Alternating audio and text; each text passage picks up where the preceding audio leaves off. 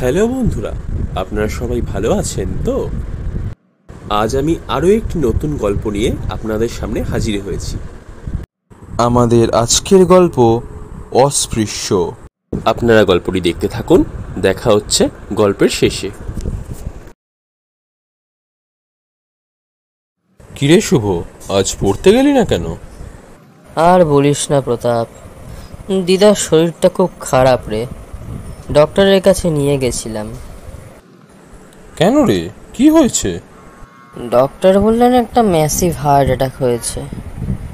Condition এখন stable, তবে বেশি স্ট্রেস নেওয়া যাবে না। সে কি রে, দেখে শুনে রাখিস দিদাকে। হ্যাঁ রে, দেখে শুনে রাখবো। আর শোন না, আজকে স্যার যা লিখিয়েছে সেটা আমায় ফটো তুলে পাঠাস। আচ্ছা আচ্ছা, পাঠিয়ে দেবো। এখন চল, তোর দিদাকে একবার দেখে আসি। আচ্ছা চল। কিরে, তোরা কোথায় যাচ্ছিস? উফ, এ আবার কোত্থেকে এসে উপস্থিত হলো? কার মুখ দেখে যে সকালে ঘুম থেকে উঠেছি কে জানে। একে দিদার এই অবস্থা, তার মধ্যে এই কানাই, বিরক্তিকর। তোর এখানে কি চাই? এই দেখ, আমার দিদার খুব শরীর খারাপ, আমরা সেখানে যাচ্ছি। বিরক্ত না করে রাস্তা থেকে সরে দেয়া, আমাদের যেতে দে। কেন রে শুভ, তোর দিদার কি হয়েছে? কেন রে, তুই জেনে কি করবি? তুই কি ডক্টর নাকি যে ওর দিদাকে ঠিক করে দিবি শর্ত চোখের সামনে থেকে? আমিও যাব শুভর দিদাকে দেখতে। নিজের মুখটা আয়নায় কখনো দেখেছিস? অস্পৃশ্য অচ্ছুত কোথাকার। ও নাকি আমার দিদাকে দেখতে যাবে। একদম আমাদের কাছে ঘেঁষার চেষ্টা করবি না, তোর ছায়া দেখলেও আমার ঘৃণা হয়। দূর হ চোখের সামনে থেকে।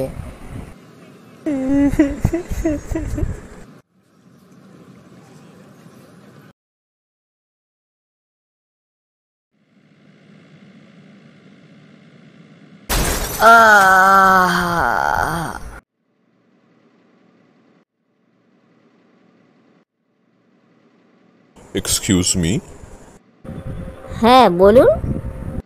শুভ হালদার আপনাদের এখানেই ভর্তি আছে, তা কোথায় আছে বলতে পারেন? একটু দাঁড়ান, রেজিস্টার দেখে বলছি। পেশেন্টের অ্যাক্সিডেন্ট হয়েছিল, একটা মেজর অপারেশন হয়েছে, কন্ডিশন এখন স্টেবল, ওনাকে নর্মাল বেডে দেওয়া হয়েছে। কাইন্ডলি বেড নাম্বারটা একটু বলবেন? হ্যাঁ, বেড নাম্বার 308, সেকেন্ড ফ্লোরে বাঁদিকে। Thank you. দেখি রে শুভ, এসব হলো কি করে? আর বলিস না ভাই, অফিস থেকে ফিরছিলাম, তখনই গাড়িটা অ্যাক্সিডেন্ট হলো। বাঁচার কোনো চান্সই ছিল না প্রায়। থ্যাংক গড তুই বেঁচে ফিরেছিস। হ্যাঁ রে, সত্যি। আচ্ছা প্রতাপ, তোর কানাইয়ের কথা মনে আছে? কানাই?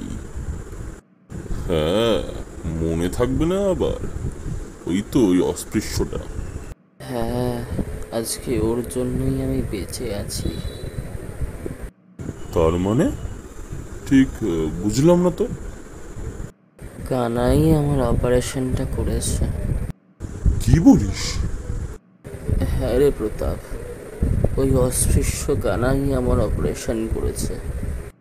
যাকে আমরা এত খারাপ খারাপ কথা বলতাম, অস্পৃশ্য অচ্ছুত বলতাম, তার জন্যই তুই আজকে বেঁচে ফিরে এলি। হ্যাঁ রে প্রতাপ, আজ আমি আমার অন্যায়গুলো বুঝতে পারছি। আমিও খুবই লজ্জিত। আমাকে ক্ষমা করে দিস কানাই, তোকে অনেক ছোট বড় যা নয় তাই কথা শুনিয়েছি। তুই এভাবে ভাবছিস কেন ভাই? বন্ধু বান্ধবদের মধ্যে ওরকম হয়েই থাকে।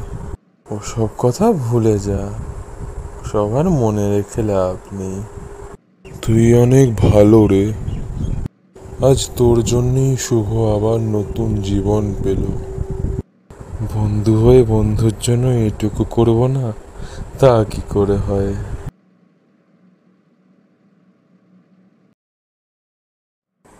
এতক্ষণ আপনারা দেখছিলেন আমাদের আজকের গল্প অস্পৃশ্য। আমাদের সমাজে কিছু বিশেষ জাতি উপজাতির মানুষজনদের নিচু চোখে দেখা হয়।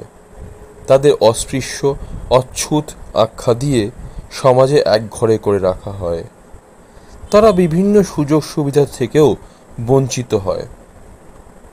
আমার সকল বন্ধুদের প্রতি আমার অনুরোধ এই যে, জাতপাতের বিভেদ না করে সকলকে সমান মর্যাদা দিন। সবার আগে আমরা মানুষ। জাত বর্ণ দিয়ে মানুষকে বিচার করতে যাবেন না। আজকের ভিডিওটি এই পর্যন্তই। ভিডিওটি ভালো লেগে থাকলে লাইক, কমেন্ট, শেয়ার এবং চ্যানেলটি সাবস্ক্রাইব করে দেবেন। আমাদের ভিডিও সবার আগে পেতে পাশে থাকা বেল আইকনটি প্রেস করে দেবেন। দেখা হচ্ছে নেক্সট ভিডিওতে। ততক্ষণ আপনারা ভালো থাকবেন, সুস্থ থাকবেন এবং সমাজকে সুস্থ রাখবেন।